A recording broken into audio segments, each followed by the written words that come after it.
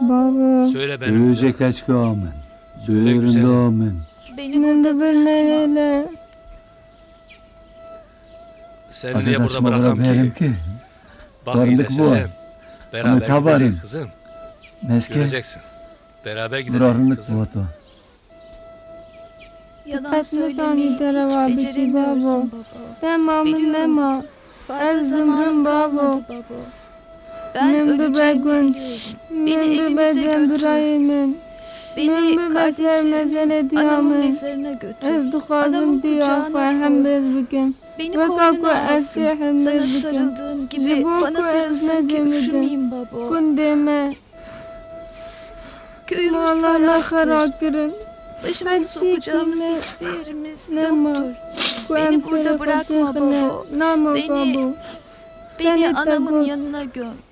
Hani senin Çiğnemin söylediğin sumayiye. gibi sağlam Sevgi kalan mezele yalnız baba. mezarlarımızdır.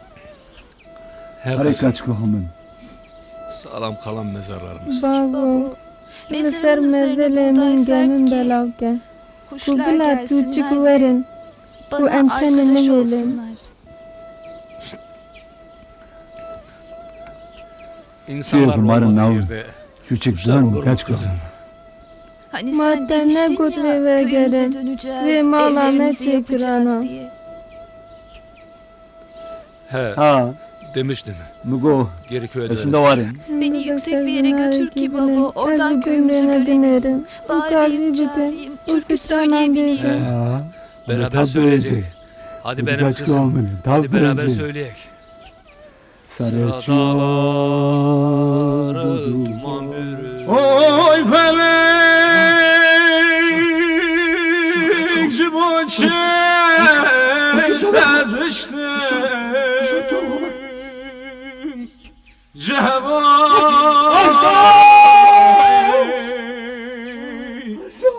Amrim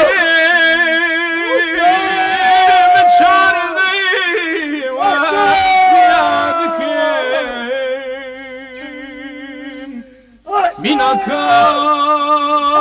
Minakala ey Oy felek bu içim radim